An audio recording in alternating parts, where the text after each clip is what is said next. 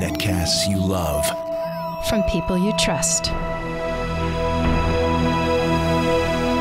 This is Twit. Bandwidth for Ham Nation is provided by CacheFly at CacheFly.com. This episode of Ham Nation is brought to you by Icom. For more information, visit IcomAmerica.com/HamNation.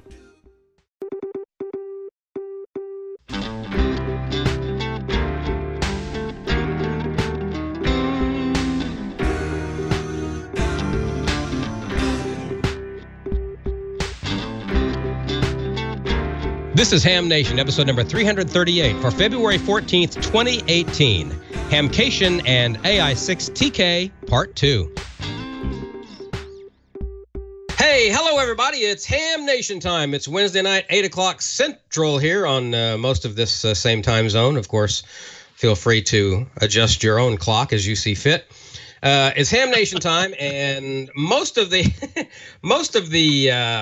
principals, it seems like, are out tonight. George is gone, as is Bob, but we've got Mr. Icom here, Ray Novak, sitting in. Hello, Raymond. Good evening, sir. It's good to have you in here in the shack. And we've got Amanda going to be coming in with the chat room a little bit. We'll have a segment from Randy with part 2 of, there's Amanda right there, her smiling face. Happy Valentine's Day. We will have we'll have part 2 of Randy's conversation with Jeri Ellsworth from QuartzFest. And, of course, why don't we go on out to the West Coast and see what's going on with Gordon West. I'm sure he's got some manner of foolishness for us. We do. And speaking of Jeri and Amy, take a look. Leftover from QuartzFest, they left me with some very special brew for a beverage antenna. I'm not sure about that. Anyway, it was great to hear the great reports about Orlando. And, you know, it takes a lot of ham volunteers, as Ray can tell you, to pull off a ham fest. And Orlando now number 2. Wow. And we can't wait to see Dayton coming up. Dayton is well under control, getting bigger and better than ever. So, Hamfest season is here, and this weekend I take off for Yuma, the Yuma Hamfest in Yuma, Arizona, Friday and Saturday. But at all of the different shows I've been at, everybody comments about the trap deal. And they said, can you tell us one more time what goes bad with a trap? So I thought we'd do some short shots to take a close look at traps, and then we'll give you a live one here. But if we may, Victor, let's go ahead and start with the brief short shots. We talked about the MFJ HF and 6-meter radio, and most notable was the volume control that you see in the big blue down below the frequency. I'm not sure why they would take up that much room for volume, but the rest of the gear performed pretty darn well. It had a spectrum scope, sort of. It's a sampling type. It's not an active one from left to right. But for a small little box like that, software-defined radio, pretty amazing. But here's what we enjoyed most about working with a radio, and that is using it like a man pack. Well, in this case, a woman pack. That's Susie in 6GLF. And notice the antenna. That's not part of the MFJ lineup. You may have to go to a local CB radio shop. But that's a simple loaded 10, make that 11-meter antenna. And if you want 10 meters, you just collapse one element. You want 15, you add a little bit to it. But the unit is totally portable, and for backpackers, it's a great way to go. Well, let's go from portable to all the excitement at QuartzFest, and that's Bob into OML. Oh, my Lord. 100-plus contacts working the FT8 mode, and these were overnight contacts. He had been up all night. He's going to be at Yuma, we understand. And wow, take a look at that computer listing of all the activity on FT8. He was using a stepper IR vertical. He had that vertical tuned to a T, and it really pulled in both Asia as well as European contacts, as well as HF. So, Bob, good job. Want to repeat that at Yuma this coming weekend. The 3-element or 4-element tri-band, sometimes a quad-band beam antenna, may have different ways of achieving resonance on each of the different bands. And one of the most common ways are decoupling traps. And there you see the little large lumps there. We're taking this one down to fix what everybody said was a bad trap. And underneath those with black ends on each side, underneath the trap is something you need to know, because you don't need to send the traps back to the factory to fix them. And one of the most common things we found is when we found the antennas installed with the trap holes up. No, that's not for water evaporation. That's for rainwater to filter out through the bottom. So make sure that your trap holes on any trap antenna are pointing down, not up like we see here. And when you install the trap, make sure and install it in the direction of the instructions where the arrow says which way it goes. So what's happening in a trap? Well, a trap is a resonant circuit that's going to prevent energy from going any further out to the ends of the antenna elements. And the first traps that you're going to run into would be the 10-meter trap, followed by the 15-meter trap. And if there's a 40-meter operation, there'll be a 20-meter trap, and then that goes all the way to the end. The LC circuit, here's the L, the inductive reactance, which when equaling the capacitive reactance creates resonance. Very little to go wrong here. Just make sure that those rivets are nice and tight if you decide to take your trap apart, and make sure you don't see any burn marks by running 5 kilowatts into a trap that can only handle about 1,500. Seldom have I ever seen a burn mark on a trap. The more common problem occurs inside once you put on that outside capacitive coupler. Now notice the black ring. The black ring hides what you need to be looking for. And the little black ring is nothing more than to keep the bugs out. When you remove the ring on one end, you'll see that the capacitor terminates to nothing. It just plain terminates. It's at the other end. So now you've got to remove the other black little bug catcher. It's the other end that has the problem. And here we've removed the black protective cover, and there is the problem. Notice that that small sheet metal screw is sort of wiggly, and that wiggly means that the outside capacitive reactance in that outside coil is not going to make a solid contact. So you have a capacitor that is not quite making it, but you can't see that you've got a bad loose screw until you whittle away at these little black end pieces. And you can get more of them from MFJ for the Cushcraft antennas and from the other antennas, or you can fashion up your own. They're there only to keep out the bugs and mice and other varmints. Once you peel that off, you're going to see that pesky little screw. And if you can rotate that outside trap capacitive reactance cover, if it rotates, then you know you've got to tighten that screw up. No big deal. Get a nut driver or a screwdriver, put it on that screw, and tighten it up. And it's also a good time to double check that all of the other traps are nice and tight as well. So, Victor, if you'll come back to the live trap here, and here's one, and here's the way we test it. We put our hand on it, and we rotate it back and forth. And if you can do this on a beam trap antenna, then you've got a loose one of these, and that's that screw that needs to be tightened up. Because the way a parallel tuned circuit works is 10 meters, that's the pink, will go out to the 10-meter trap, and through high impedance will not travel any further than the 10-meter trap. The current circulates within that trap, nothing goes out the other side, isolating out.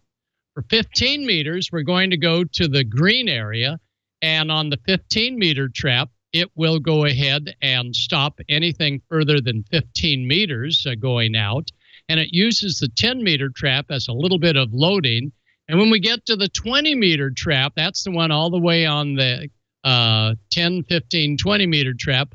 We use the 20-meter trap if we have a 40-meter driven element on the antenna. If you only have 2 traps on each side of the driven element, then you have 10, 15, and all the way out to the end is 20. So that is how they create the capabilities of tri-band operation without relays and without any fancy capacitive stubs or anything like that. It's a simple LC resonant trap. And the traps do a great job, but only if this outside capacitive cover is well anchored to the boom. And there's only one area that anchors. So if you can grab it and it turns like this, you've got a loose trap. And I bet your SWR is jumping all over the place when that antenna is flexing in the wind. Yes, there are traps on both the reflector as well as the driven element. And hang on, I'm getting dry out here. Those are also problematic, but it's usually the driven element, especially if you have the 40-meter add-on kit, where that screw will either drop out or become very loose. So don't send your antenna back. Don't send the trap back. Just remove those little black end pieces and take a look. And if it's loose, take out a pair of pliers and or a screwdriver and tighten things up. Here's that CB antenna that you can get at CB shops, and that's going to make a great antenna if you decide to go portable with one of the MFJ portable rigs that they'll have out shortly. So, Don, that's my story at this end. We'll see everybody at Yuma, Arizona tomorrow and the next day and the next day. And so, Don, back to you. And what's new with you and Ray? Well, I've got a question for you. Ray and I were just sitting here discussing this while you were giving your demo. Could you show us again exactly what's wrong with that trap and how the movement and everything? Could you show us that one more time, please? Because we were thinking I certainly about this. will. Yeah. What, are you trying to say that there's a screw loose here, Don? I'm saying that. Yeah. Go ahead. Right, go ahead, Gordon. Right here. Yeah. And this is where, if that screw gets loose, the whole thing turns. It's not this end.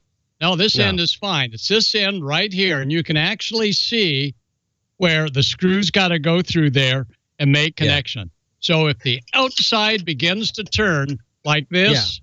Right, like that. That's what we're talking right there. Fixed. That's the move that we're looking for. Ray and I have discovered that if you have anything that you can grab and twist like that and it moves like that, you've got bigger problems than you think you do, son. Oh yeah. Yeah, we've I mean, there you go. You know, we're neither electrical engineers, antenna theorists, nor physicians, but we can tell you without a shadow of a doubt that, well, you got problems, son. That's all I got to tell you. And it's interesting with as many people that we see at different shows and that you ask them anything about their antenna. Yeah. And they'll tell you, oh, it's perfect. It's been up there since 1950 something. That's right. And they've never taken it down. So Gordo, that's great advice on what they need to look for and occasionally take a look at their antennas. Yeah. And you want that hole at the top so the heat comes out. No, that's not why. No, that's not what you want.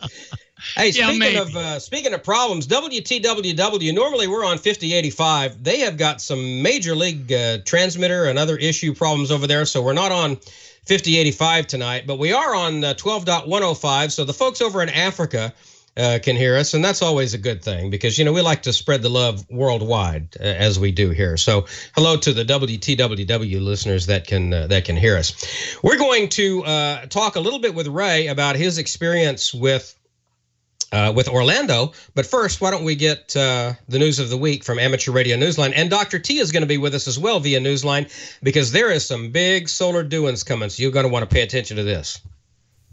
From Amateur Radio Newsline Report number 2102, these are the Ham Nation headlines for Wednesday, February 14th, 2018. It's time once again for School Club Roundup. Twice each year, school clubs from elementary through college get on the air for a week to make as many contacts as possible. The event takes place Monday, February 12th through Friday, February 17th, and there are new clubs participating every year. At least one of those school clubs is so new that it's getting on the air for the first time during the roundup. Ben Pecora, K2 CPU, a 15-year-old student at West Islip High School in New York, worked school club roundup stations from home in the past and decided to get permission to add his school, complete with a vanity call sign W2WIH, to those participating. Originally, the whole story of the starting this club is I got my license and he got his license. And then towards the end of the year, I jokingly suggested we start a radio club, and he was like, that's actually a cool idea. So this September, we started going through with it and got the vanity call sign and set up the logbooks. So we're all ready to go for the contesting software. Ben says that they are starting with a temporary setup to get the ball rolling. My teacher, KD2FKP, he just bought his 7300 for his home station, so we're just going to use that. Look for hashtag ARRLSCR on Twitter, and for complete rules, visit arrl.org/school-club-roundup. For Amateur Radio Newsline, I'm Neil Rapp, WB9 VPG, hoping to hear you on the air from K9SOU. Alabama hams everywhere are ramping up to celebrate a milestone year. Fresh from celebrating its 198th birthday on December 14th, the state of Alabama is ready to party. Ham radio style. It's a big blowout that will continue for the next 2 years until the state's bicentennial year. The Alabama Bicentennial Amateur Radio Club, AL2C, marked the occasion late last year with Governor Kay Ivey and control operator Otto Arnascht, N4UZZ. But that on-the-air moment is hardly the end of it. Special event stations will be operating throughout the state in the months ahead, beginning with a station at the Birmingham Fest on March 2nd and 3rd, on HF and possibly D-Star on REF 058B. Any special event operations that happen subsequently on DMR can be found on Brandmeister TG-3101 Alabama. You can keep track of happenings on the club's Facebook page or on the website al2c.org or QRZ. Send QSLs via Logbook of the World. Hams wanting a certificate can download and print one out at the club website. For Amateur Radio Newsline, I'm Stephen Kinford, N8WB. You know, they say the job isn't complete until the paperwork is done. Well, the FCC wants to hear from you about emergency response to this past Atlantic hurricane season. In the U.S., the Atlantic hurricane season is over, but in a way, it's not really finished. The Federal Communications Commission has been trying to assess emergency response to the deadly 2017 season, which included the 4 major hurricanes Maria, Nate, Harvey, and Irma in the U.S. and its territories. The agency's Public Safety and Homeland Security Bureau was receiving public comments until the 22nd of January and is now awaiting reply comments, which are due no later than the 21st of February. The notice, which is on the FCC website, is PS docket number 17-344. Comments are being sought on broadcasters' response, government agency response, and, of course, amateur radio response. The FCC is looking for answers in particular as to whether ham radio services should be increased to assist in the planning, testing, and delivery of emergency response and recovery communications. For assistance in filing your comments online, call the FCC's electronic comment filing system at 202-418-0193. You can also file directly from the website at fcc.gov/ECFS. For Amateur Radio Newsline, I'm Heather Emby, KB3TZD. For the rest of this week's Amateur Radio News, please listen to the full Amateur Radio Newsline report online on a repeater near you or on shortwave radio station WTWW at 9930 and 5085 kilohertz. And that's all from the Amateur Radio Newsline, your independent source for amateur radio news for 4 decades and counting at www.arnewsline.org. With Neil Rapp, WB9 VPG, Stephen Kinford, N8WB, Heather Emby, KB3TZD, Karen Eve Murray, KD2GUT at the news desk in New York, and our news team across the globe. I'm Don Wilbanks, AE5DW. 7-3. We'll see you next time here on Ham Nation. Now, here's the solar update with Dr. Tamitha Skov.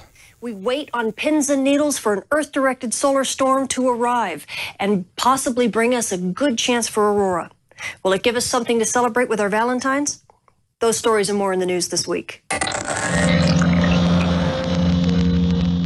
The space weather this week is getting really exciting. Just like we mentioned last week, Region 2699 has not disappointed us. It has fired a solar storm right when it was in the middle of the Earth strike zone. And this storm is now on its way to Earth. In fact, it could hit us at any moment. And right now, it's still Valentine's Day in certain parts of the world. So some of you may get lucky enough to celebrate Valentine's with aurora. And then on top of that, we have this elongated coronal hole that's going to be rotating into the Earth strike zone here in the next couple days. It is sending fast wind on the tails of that solar storm. So even though we may not get some really big storming, intense storming, it should last for a long period of time as we get kind of a 1-2 punch. Switching to your M-flare threat meter, you can see back on the 4th is when region 2699 came into view, and pop up goes the X-ray flux and the solar flux. You amateur radio operators and emergency responders have been enjoying some decent radio propagation as long as this region has been in Earth view. It's been popping a few C-class flares, even a couple near M-class flares, but has been reasonably quiet, not really an M-flare player. And then the beginning of the 12th, bam, it pops up this very long duration C-class flare. And when you see those big long duration flares like that, that usually means that there's an eruption with a solar storm that's being launched, and that's exactly what has happened. Since then, the region has kind of quieted down a little bit, but we've got a couple more days before this region rotates out of Earth view, and then probably starting next week, the radio propagation is going to start tanking again.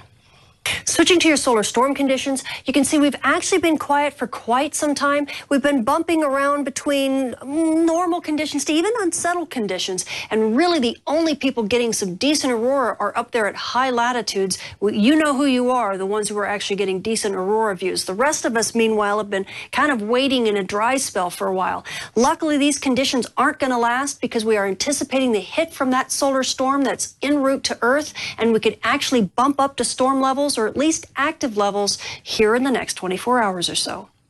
So when exactly is this solar storm supposed to hit us? Well, this is our prediction model, NLUL. This is NOAA's version of the model. The top panel's density, the bottom panel's velocity, and you can see that solar storm coming out and hitting Earth. It's predicted to hit Earth right on the 14th, about midday, a little bit later, which is Valentine's Day. But you can see that this green ribbon of stuff here, this is actually due to some fast wind that is coming up behind the solar storm. This green ribbon is actually serving to slow this solar storm down, and it makes predictions quite complicated. So even though it's supposed to arrive on Valentine's Day, according to NOAA, it hasn't gotten here quite yet. Now, if we switch to NASA's version of the model for NLUL, you can see here, this is also a density map. You can see that solar storm coming out, and when it hits Earth, now NASA's version is saying that the storm should hit about noon on the 15th. So the predictions are almost a day apart. But again, this is complicated because the solar wind behind the storm is complicated, and it's hard to know exactly how much this poor storm is going to be pushed and pulled by the fast wind behind it. Switching to your solar storm and aurora possibilities over the coming week, we are anticipating the hit from that incoming Earth-directed solar storm. At high latitudes, NOAA is expecting about a 60% chance of a major storm, with minor storm conditions to follow after that, and then active conditions to follow after that. We're expecting probably 4 days of some decent storming because we get that high-speed wind that's going to kick in right after that big solar storm hits. Now, at mid-latitudes, we're only expecting active conditions over the next couple days with about a 30% chance of a minor storm. And again, things will last. You get some type of disturbance easily for the next couple days, maybe even 3 or 4 days. It really depends upon how this 1-2 punch with the solar storm and the fast wind kind of combine to extend our storming. So the nice thing is, you aurora photographers, this isn't going to be a super intense set of storms, but it's long duration. So you will have multiple chances to get your shots in. Switching to our solar flare and particle radiation storm outlook over the coming week, region 2699 has given us a lot of gifts, including a chance for aurora, and you amateur radio operators and emergency responders have definitely enjoyed some decent propagation over the last couple weeks. But now it's time to say goodbye. We only have a couple days left before this region rotates to the backside of the sun. NOAA's giving about a 5 to 10% chance of an M-class flare over the next day or two, and then the M flare risk drops precipitously back to basically normal. We'll have a spotless sun most likely. Now, we also have a slight risk for a radiation storm over the next couple days as that region rotates off to the west limb. If it fires a big flare, we oftentimes get a radiation storm when it's on the west limb. But the big story here is the solar flux. Region 2699 is going to take the solar flux with it when it disappears. So you amateur radio operators, you emergency responders, enjoy the propagation here, because as we start next week, we're probably going to go back to poor conditions. So the space weather this week is very exciting. We are on pins and needles waiting for the Valentine's Day storm to hit us. It's going to be followed by some fast wind. So you aurora photographers, you might get an extended chance to get aurora over a couple days or so, and you get bonus points for upping the romance factor in your shots. Now, you amateur radio operators and emergency responders, you should be enjoying some decent propagation on the Earth's day side for the next couple of days before region 2699 rotates to the backside of the sun and propagation will tank. Now, you might have some issues on the Earth's night side during the solar storm, but then again, you might get some auroral propagation, and that'll be a bit fun too. As far as you GPS operators are concerned, on the day side, you should be in good shape. On the night side, if you're at high latitudes near aurora, that could be a little bit of an issue for you, and maybe at the dawn dust terminators. So just kind of be a little bit more aware over the next couple days. I'm Tamitha Skov. Thank you for watching. Always great information from Dr. T. She is on top of it. If you don't follow her on Twitter, then you really should, and there's something wrong with you, and Ray and I really don't want you in the house. Don't you agree? You follow her on Twitter, don't you? You really should. Yes, yeah, just amazing. I mean, I have seen her tweeting at 3, 4, 5 o'clock in the morning. I've got up at 6 o'clock, turned on the computer, and she sent me like a private message, like 5 minutes earlier going, "Are you watching this?" It's like the woman doesn't sleep. She loves her work, and we love her for sharing it with us. And, she's studying for her ham ticket. She sent me a private message on Twitter the other day, a screenshot of her taking her practice test on the computer. So she's working on it. Why don't we get a word from one of our sponsors? It's this tiny little radio company called Icom. I think so. Roll the tape. Let's find out what this is all about. Communicating has never been more fun than with Icom. From D-Star to SDR, Icom uses the most advanced technology in their radios. The SDR you've asked for is here. Icom's new 7610 is a high-performance RMDR with the ability to pick out the faintest signals, even in the presence of stronger adjacent signals. The new Icom IC7610 is a direct sampling, software-defined radio that will change the world's definition of a SDR transceiver. RF direct sampling system, 110 dB RMDR, independent dual receivers, and dual digicell. Communicate with a new D-Star communications device. Easy to operate, the ID31A Plus is available in silver, red, or gold. Worldwide digital communication. Share pictures and text messages. IPX waterproof, compact, lightweight, and tough. The ID31A Plus is the new UHF handheld that you'll want. Visit ICOMAmerica/amateur for more information on all the great Icom radios. And, you can also enter to win Icom's weekly drawing for Icom swag, like a hat, T-shirts. They've got all kinds of stuff. And don't forget to check out the details on the Icom monthly grand prize drawing, which is this month. Ray, it's a pop quiz. You didn't know. Oh, look, see, cheating. He's putting it up on the screen here. The ID51A Plus 2. There you go. It's an amazing radio. I've got the 51. My son has the 51. I've got the 51. The second one is the 51 anniversary. I don't have the anniversary. I've got the other. I thought you had the orange one. It is orange. It's not an anniversary. Okay. But great radios, and the Plus 2 adds a whole lot more. You can go there on the website and find out just exactly what it adds. And it's all right there at ICOMAmerica.com/hamnation. The official rules are there. Check out all of Icom's previous drawing winners. Sign up. Good luck. You too can win a great Icom radio, courtesy of our friends like Ray here from Icom. So great company, great stuff, great supporter of Ham Nation, and we appreciate them so much. All right, so Ray, let's talk a little bit about your experiences at Orlando. I have never made the Orlando Hamfest yet. I'm sorry to say. It's on my bucket list. I did Miami like in 95, but I haven't done Orlando yet. So tell me your insider perspective of how you thought Orlando went this year. Well, I haven't made it in the last 2 years because of family commitments. So it was a little bit of a surprise to get there, and we were right at the very front. And right across the aisle from us, where normally the prize barrel was, there's a man in purple. Yeah, it wasn't one of the singing raisins either. No? I mean, there was Bob with his pine board, and we were busy talking about the radio, and he was busy talking about the radio. Yeah. Yeah. And Gordon, I think you said that the attendance was way up this year. I can tell you from the way our booth traffic was and everybody else's comments that it was definitely way up, and it has firmly moved into the number 2 rankings right behind Hamvention. Wow. Amazing. What was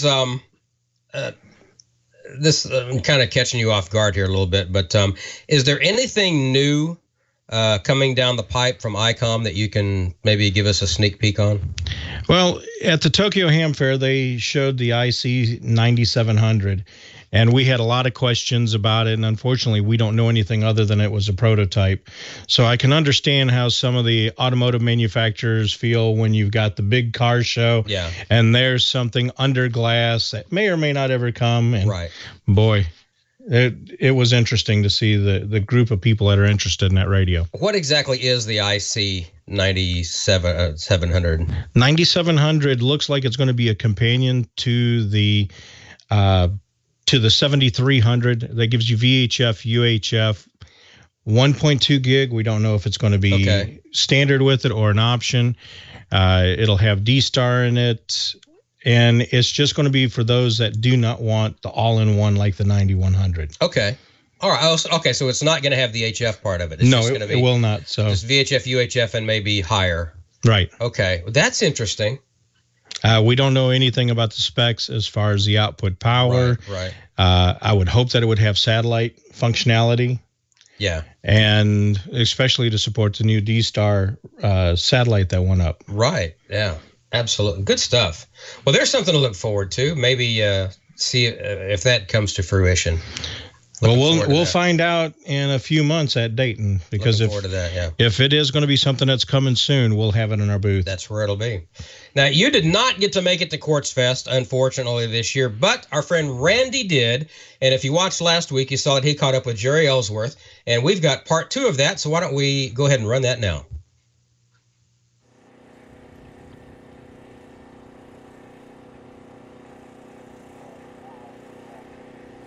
You have a mag loop here. Why don't you tell us about that, Jeri? So I put this mag loop together for field day this year. It was the night before. I'm like, I want to do something more than just show up at field day and operate. I want to do something educational. So Amy and I ran off to Home Depot. We grabbed just stuff from the home supply store, just random copper pieces. And fortunately, I had some Jennings and Comet vacuum variable capacitors, but just happen to have some. You got to acquire these things along the way when you see them at Hamfest and other places. Actually, one of them comes from a good friend that works at a company that does plasma etchers for the semiconductor company, and when they service them, they take them out of service, and so I'm constantly scavenging those. But so we whipped this together for 40 meters. Tuned it up manually by hand, so the vacuum capacitor down here, you have to you have to turn it to get it resonant on the particular frequency you want to receive or broadcast. I love mag loops. They're pretty interesting. For really low frequencies, they actually perform very well. So it's just about 4 feet on a side? Yeah, it's 4 feet on a side. It has just your standard copper fittings. I didn't want to solder it together, which would probably be the right thing to do to lower the resistance. Right, you really want your resistance is your enemy in a mag loop. You want lots of current flowing, but actually it performs fairly well. We've been doing some whisper side-by-side tests with, Amy picked up a DX Engineering loaded whip antenna, and we tuned it into 40 meters just to have a side-by-side to see how they perform. you know, if I had my choice between a dipole at 40 meters up way in the air or a mag loop, I'd probably take the dipole. Yeah. But some of the stuff I do at home for 80 and 160, I can't get a dipole high enough in the air, so I take a mag loop every day over that. And what's up on the roof? This is our satellite tracking antenna. So this is a pretty interesting unit that comes from Portable Rotator. So it's a 12-volt rotator that will, you know, through software control, track satellites and help you, you know, keep them in sight. Amy and I were trying to do satellite with the long arrow. There's the longer one. It was so heavy, for 10 minutes I couldn't hold it in the air. Yeah. So we got this in hopes of contacting some of the new satellites, and turns out lots of software issues. Windows likes to crash in the middle of tracking, and it likes to wind itself up around the cables and stuff. So we've been struggling here at QuartzFest with mostly software issues with the tracking system. A guy came over with his like stubby arrow antenna and handheld me through making my first contact on one of the new Fox satellites, the one that just went up a month or two ago. Oh, very good. That was exciting. Oh, yeah, AO91. Yeah. AO91, yeah. I have such mic fright. Even a year and a half into this hobby, my hand was shaking while we were doing it. And satellite exchanges are even more frantic and fast paced. Yeah. So luckily he was there, and I can't remember his call sign, but urged me to like actually do it and told me what the exchange was supposed to be and baby fed it to me. So cool. Well, let's look at your solar that you're powering your RV with. All right. Yeah. So am I on now? You're on. Okay, so we picked up a what's called a Suitcase solar system. So it folds up and is easy to transport. It's about 200 watts. And we were using it actually just to charge up the LiFePO 4 battery that we have on board.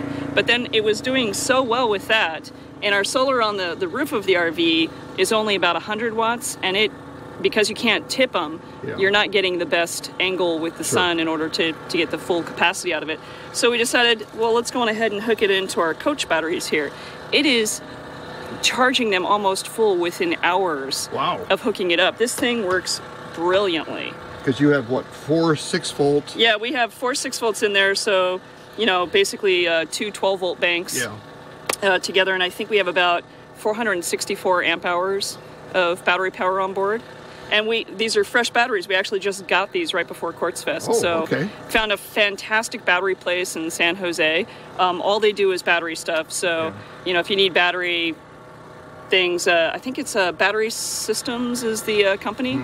They gave us a screaming deal on those things and the LiFePO 4 battery. Wow. Yeah, good company. Cool. So yeah, there you go. So for field day, while Jeri was building her portable mag loop antenna, I decided I wanted to do a simple tape measure fox hunt antenna. These are pretty easy to build. There's plans for them all over the place online. So, you know, if you want to build one, it's just look it up on Google. You'll be able to find it. Pretty easy to do. You can get some cheap tape measure from Harbor Freight, which is what... Free? Almost free, yeah. That's free no, with that's a coupon. Right. That's right. If you have the coupon for it, you can end up getting it for free. You go in and you buy a 99-cent something and get a free tape measure for your antenna. I haven't done an offset attenuator for this yet, but that's in the works. We had a little visit from Gordo last night, so I never got around to putting it together. But it worked brilliantly. So we just, I would just tune my little Kenwood transceiver handheld. Tune it up a little bit or a little bit down as I got closer to the signal. Worked great. Really helped me nail those little fox hunt transmitters. And the improvement that you've done, which I've never seen before, a little ergonomic, little ergonomic handle to make it easier to carry around. So that's cool. Yeah, thanks for sharing. Yeah, you're welcome. So on the way to QuartzFest, I wanted to get a lot of grid squares, so I was knocking off grid squares like crazy. Are you doing the ARRL grid thing for the year? Yeah. Better watch out. I'm going for it. Go. So I wanted to maximize my grid squares while we were driving. So we put in, what is this? FT857? 857 HF and VHF transceiver. So that lives under the seat on a nice little wood platform with all the car stereo stuff. We have a computer up in the mom's attic in the top of the RV. That's all the wires fed down through here and comes up. We use a wireless keyboard. We can do FT8 the whole way. So I picked up tons and tons of contacts as we were driving. We have the ATAS 120 antenna in the front, so I started off on 20 and moved to 40 and when the gray line came along, and man, I was New Zealand, Japan, and East Coast. It was really performing well. Well, they say the bands are dead, but no, you have to get on. Yeah. And make some noise, and people come back to you. Whoops. Oops, crash bang. Sorry, I broke your rig, Amy. Amy made this really nice Panavice mount for it in brackets, so it holds the mic on the back, the front panel of the radio, and then this little computer screen monitor. And then one little turn, and then you can just position it wherever you need. Thank you. Thanks. Just amazing, good stuff from Randy and Jeri and Amy. Those girls, there's just something about nerd chicks, man. There's just something about smart girls. I don't know that what makes it is. you want to hide. No, Lord, no. Makes me want to go hang out with them because they're going to teach me stuff. I'm an idiot. I try to surround myself with brilliant people, and man. Then why am I here? Well, I said I try. Okay. Doesn't always work out. So, and the sad thing is, Ray and I we're just completely and totally hopeless. And Amanda, maybe you can help bail us out here. But while Jerry's talking, and of course while Dr. T was talking, we're just sitting here giggling like Beavis and Butthead because we just twist everything because that's what we do. But Jeri Ellsworth is just amazing. She has got a brain on her. Ray was telling me some things about when he was talking to her. Yeah, I got to meet her at Pacificon, and it was just mind-boggling to hear her talk about this loop, and she's talking about doing some automation with it. And I go, well, you know what? You could look at the SWR calculations and do all that by hardware, but using that 7300 that they were using, and then looking at the 7610. Yeah. With the CI5 protocol, you could have it all computer controlled, pick processor, and immediately you could see that was just a poof moment. The wheels started turning. Oh, yeah. Did it ever? Yeah. Just I met her and Amy at Dayton this last year, and didn't get a chance to spend much time with them, but yeah, just absolutely brilliant. Well, we have got a lot of time tonight, Amanda, for chat room, something that we rarely ever have. So let's get into the chat room and see what kind of questions that we have, and see what's going on tonight. Okay, we will. Actually, I have to show you guys something first. Don, you helped with this. Okay, I think I know what this is. Looks like a dog. No, it doesn't. It doesn't look like a dog. I made this. No, for Jeff. this does not require the censored slide, I don't think. Oh, there it is. Is it up high enough? Can you all see it? Yeah, it's perfect. Oh, wow. So that came out pretty cool. This is my voice. I sent Don a recording, and I said, Don, put this into your audio software and take a snapshot of it and send it to me. And he did. So this is my audio saying, I love you, Jeff. And then I had it sent over to Walgreens and put on Canvas, and I gave it to him today. And he said, what a unique gift from such a unique person. So I think he likes it. Cool. Oh. Well, I'm glad I could help you out with that. I'm thrilled and I'm glad that you used that particular one. I sent you like 6 different screenshots. Yeah. That one is from Audacity, which has the white background. The other one from Adobe Audition and Cool Edit Pro has the dark background. And that's perfect. I was going to ask you how that turned out. So that's even better than I imagined in my head. So you did good. That rocks, and it kind of makes me feel bad because I got for Cindy a photo with a heart, looked like it carved in a tree with Cindy and Ray. But Amanda, you rocked that. That really is pretty cool. Very nice. Well, thank and you. A level of And a level of geekness too. Yeah, that's right. I know he did say you're such a nerd. See? or maybe such a geek. I'm not sure which one he said, but I said I know. But I am nowhere in the realms of Jeri. She blows my mind. Her and Amy both. I'll tell you what. And someone said on chat, well, I can't wait for the segment on the magnetic loop building. Me either. Can we see that video too? I'd like to see how they put that together. So let's see. We've got some questions. Actually, this first question, Gordo, I'm going to send to you. Joe K9JPP wants to know, where can he find a replacement capacitor for his Astron 12-volt 30-amp power supply? Astron is the most user-friendly company. If you were out here, Jeff, we would drive you over there, and while you wait, maybe half an hour, they would replace it.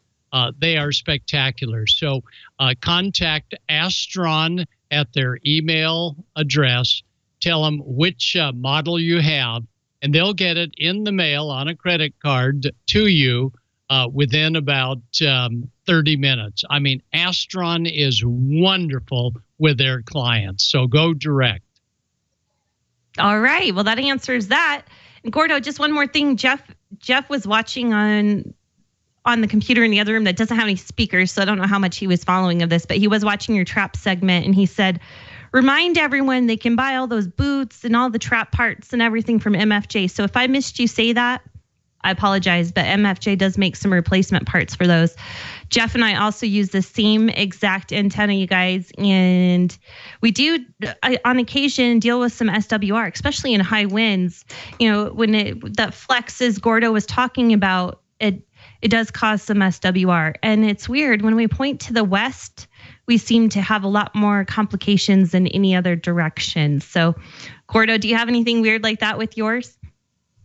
Yeah, just point it toward the east. Don't point it toward the west, and all will be well. But again, I have a feeling it's probably going to be on the driven element. And once you lower it down, which is no easy fact, just grab the trap. And if it does this routine, you know you got to tighten up that screw, get out your screwdriver, and you'll be set. Yeah, all 55 feet up there. We'll get right on it. Let's see. I think Ray and I have a theory. 200 feet in the air. Why you have issues pointing to the west? What it is it's Gordon's electric personality desensing your radio. Oh, thank you, Don. Thank you very much. Thank you. I didn't think about that. Maybe it is. See? We think about this stuff so you don't have to. Oh, thank you. I don't want to know what else you guys have been thinking about all show. Let's see. I've got some questions. Well, I do have one question for Ray. This one is long, so try to stay with me here. That and wasn't the explicitive I remember her using. Oh, you shut up the text message? Really? Okay. Here it goes. What can be done regarding the ACC audio out, which has 4.7K ohms with 100 millivolts to 300 millivolts? 300 megavolts, I believe it is, out to a line input of a mixer. And I do believe he's referring to one of your Icom radios here, Ray. You can barely hear any sound. The mixer line inputs are 10K ohms and the mic inputs are low impedance, typically 100 ohms. Either way, there's a super mismatch. What can be done? Has Icom come up with something? I would say look at using some matching transformers. I mean, Gordon and George always talk about getting your transformers to match your audio to handle those impedance mix matches. Yeah, it's probably it's got to be a level thing too. If he's coming out of a mixing board, that is line level, and so you would have to go. I'm trying to know if the accessory port on the back of the radio takes line level audio. It probably does. But if you're going to go into the front, into the microphone, that is microphone level, which is very, very low. You're going to have to pad that way down. Otherwise, you're going to overload the audio input of the front of that radio if you're going in from the mic, and it will sound horrible. Which is why I don't run my mixer into my radio. I run my PR40 Actually, it's I have if you see this boom now that Ray is on, there are two microphone cords hanging there. The big one is for the radio, and the smaller diameter one, there you go. The big one that's unplugged, that's for the radio. That goes directly to the front of my Icom. And the other one, the smaller one, goes into my audio chain and USB into my computer. So I don't even run my mixer into the computer. That would be a question for Bob, likely, Bob and George, as how to interface a mixer. And not to try to skirt around it, I really don't do a whole lot with the audio. I am one of those that will run a mixer into the microphone jack, but with the latest ones with the EQ on it, with how low my voice is already, the last thing I need is that extra low end on it. More bass boost, yeah. So honestly, that's a segment of the hobby that I really don't get into, so I would not be the expert on that. So like you said, Don, probably Bob's going to be a better coach on that. I know Bob has covered interfacing mixers with your HF radio several times on this show, so check out the Ham Nation wiki that Dan Van Evenhoven does for us, and you'll be able to find out exactly where that is. So maybe we'll get Bob to revisit that. And speaking of Astron power supply, somebody on Facebook posted a picture. They found a rack mount RS50 with the meters. Said they got it for free at a Hamfest, and it worked. That's a bad 4-letter F word to mention around hams. Yeah, I told them I'd give them twice what they paid for it, maybe triple, but I didn't get a bite. Wow, that is a good deal. If ever you see power supplies for free, actually anything if for free, take. I think that's one of my good Ham Elmer's best mottos. Yep. You just grab it and go. It's for me. That's right. I've seen us throw things out in a crowd at a ham fest. Hams diving for it, not knowing what it was, and then what did you guys throw out? What did I miss? It's like a blue light special during Christmas time at Kmart back in the day, isn't it? Yes, sir. Yeah, Crazy. and then they find out you were throwing out Windows 98 operating systems, and then they're like, okay, I'll give it to my grandkid for Christmas. No, I'm kidding. People are not that bad, but seriously. Old AOL CDs. Oh yes. That's funny. I found a use for the old AOL CDs years ago. I went down to Hobby Lobby and I got the little clock kit, and I made clocks out of the AOL CDs. That's a good thing to make out of old hard drives too. All right. No one was really sending me a lot of questions in the chat room, but I have a few of my own. So Ray, you actually brought a 7610 to Don's house with you. Yes, have you guys ma'am. been playing with it? I'm planning on leaving with it too. Oh, darn it. Now, so Don, what do you think? This is your first impression of it, the first time you've seen it, right? Tell us. Well, what? We plugged it in 30 minutes before the show, and I had to edit Tamitha Scove's video together, so I haven't really had a chance to play with it. He's got it on 7248 right now, and so we're gonna play with it a little bit after the show's over. Maybe check into the after show net if we can and see what that's all about. So yeah, it's from what I've seen, it's gorgeous. And there seems to be a huge CW pileup going on right now, and we found a lot of noise here too. Oh, I've got tons of noise in this house. Yeah, and 40 meters right now. You might just have to go down to 80 just in case, but if you have an 80 meter antenna, of course. Ray, tell us a little bit, since the latest craze is FT8, how's the 7610 with FT8 operations? It's very simple to do. I mean, it's just as simple as your 7600. Download the drivers, plug in the USB port, install the drivers, and then use your favorite software to use it. Very good. I have not. Have you, Don? Have you done FT8 yet? I know you're kind of a whisper guy, but I've played with it. I haven't fully grasped FT8 as of yet, nor the JT65 stuff. I haven't fully grasped all of that, but I've played with the sound card modes a lot, which is what that is, and the 7600. It just works superbly because it's got the USB built into it. You don't have to use an outboard box like a Signal Link, like I had to use with my I used a Signal Link with the TS2000, and it worked great. I used a Signal Link or something. What did I use? Rig Blaster, I think, or something.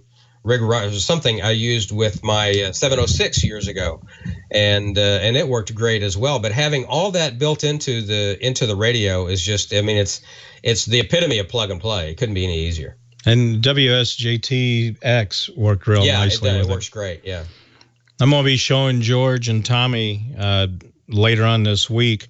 I've got a Dell tablet that I use. Makes a real small, compact Go kit, and we'll probably play around with some of that as well. Cool. That ought to be really fun. So obviously it was easy for you to bring it into a new place, set it up, just plug it into his antennas, no sweat. Auto tuning went just fine for you, or does Don just have a resonant antenna? I use Emmett's DX80 off-center fed dipole and the DX160 off-center fed dipole, and I just unplugged the 7600, moved it over to the side, and it's the same power cord. It's the same microphone plug. I didn't plug it into the computer because I didn't know if the USB would recognize it as another computer or another radio or whatever. So we have that unplugged, but I just plugged the coaxes in the back, the two PL plugs, and turned it on and went to town. Very simple. Yeah, worked great. Okay. So another couple questions on here. One person asked again, what was the new radio you were talking about that's going to come out pretty soon? You were talking about it at the beginning of the show.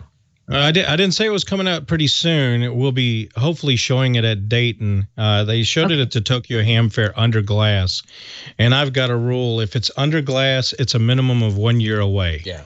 So right. That's about right. Yeah. Gordo, if you remember, when we showed the IC7000 under glass, it was exactly 1 year later. Yeah. 1999, the TS2000 was under glass, and it was 1 year later. So that's about right, no matter who the manufacturer is. So the radio was the IC9700, 9700. Something to put on your radar. There you go. And of course, then they would speculate about the radio, and then they want to speculate about the price. So don't worry, everyone. They'll let us know when they get close to that. All will be revealed. That has been some of the most fun, is watching people speculate on what the price should be. And the 7610 we've seen, well, it's $2,700, so it's going to be the same price. And I'd made the comment at Orlando, and I had one guy look at me funny. If those that are speculating on price based on something that already exists, they really don't understand the technology, because the 7610 takes the Digicel pre-selectors that are in the 7851 and the higher end radios, and then incorporates two of those, not one, but two of them for each receiver. That adds some cost to it. Oh, yeah. And it becomes very helpful when you get to 40, 80, and 160 with those pre-selectors. We've got a 160 antenna on tonight, so we may play with that for a little while. Oh, that might be interesting. And maybe I'm just typing here on chat. Kevin usually does the 40 meter net, and he says, it's really blah tonight, S9 10 over noise.